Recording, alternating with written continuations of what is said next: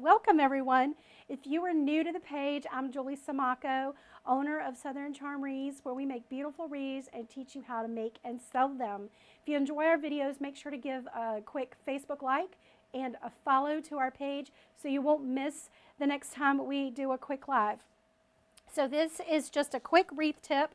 I like to do Tip Tuesdays, so it's just a quick tip video for you guys. Are y'all interested in doing these little tips that I've been doing? I like, sometimes, you know, just a quick tip is all you need in order to change the whole way you make your wreath. So this is just a quick tip for those wreath makers out there.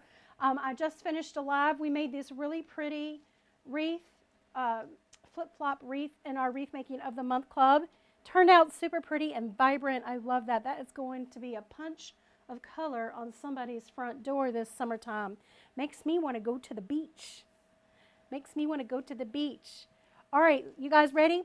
So this is my tip for Tuesday this week. This is for the Grapevine users, all right? Those people who make the Grapevine wreaths. So this is the Grapevine that I'm using right here. I just wanted to give you a quick tip on it. First of all, I like to get, this is an additional tip. I purchased this from Deco Exchange. If you're interested in Grapevine wreaths, I purchased this from Deco Exchange. I do like to use the 16-inch. That's my favorite size to use, but their wreaths seem to be very, very clean. It doesn't have a lot of leaves. But here's my tip, okay? So a lot of times people want to know, they'll get their wreath together and then they'll have a lot of mess on the back. I'm trying to find some stuff that I can use to show you an example.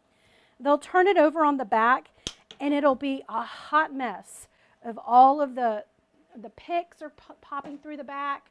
The wooden picks are, coming through, and then they have to take their wire cutters and spend a lot of time cutting, and then they're also trying to cover up a lot of hot glue. There is a way that you can get around that. If you make sure that when you're inserting your flower stems, that you go with the grain of the wreath, okay? So you don't want to, let me see if I can get this. You're not putting your stems through the wreath. You do not want this action, okay? You want to go this way and then bend the stem in the direction that you want. So for example, here's this flower. I want to bend it. I want to put it in with the grain of the wreath, okay? So you're following along the grain of the wreath, and then at that point you can bend this flower anywhere you need it to go because it is silk flowers, okay? But you're going to notice it's not popping through the back of the wreath. So let me just zoom in a little bit closer, and I'll trim one more flower for you to give you an example. So this is preventing all of the mess on the back of your Grapevine wreaths, which takes a lot of time to clean up. But if you do it accurately the first time around when you're making it, there's virtually no cleanup on the back.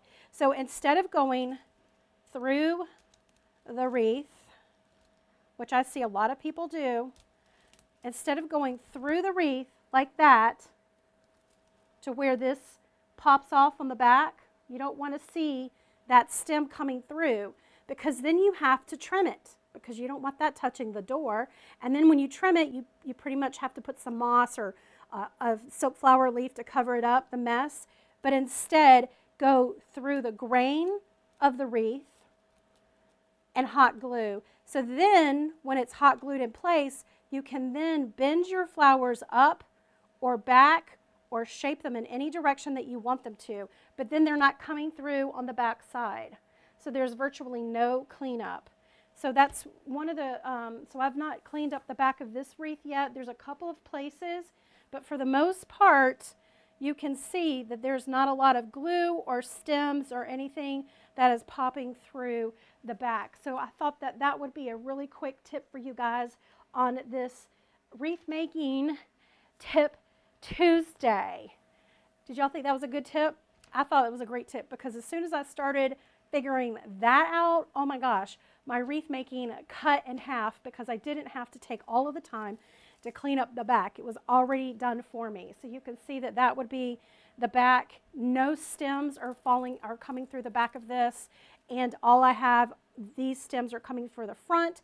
And if you're using your quality silk flowers that we show you where to get, you just want to bend and shape them in any direction that you want. So if you want them to go to the back, if you want them to go to the front, if you want it to go down towards the center, all you have to do is just bend and shape them, right? So you just bend and shape the direction of the flower on the top, but you always insert your stems into the grain of the wreath, always into the grain of the wreath. I'm so glad you guys like that. Again, if you're new to the page, make sure to join and subscribe so that you can be notified the next time we do a Facebook Live. If you're watching the replay over on YouTube, make sure to subscribe to me over there as well. You can find more information about wreath making at southerncharmwreaths.com. That's our website, southerncharmwreaths.com. We have all of these different wreath making tutorials for you, deco mesh, silk flower, whatever you prefer. Head over to our website, southerncharmwreaths.com, for more information on wreath making.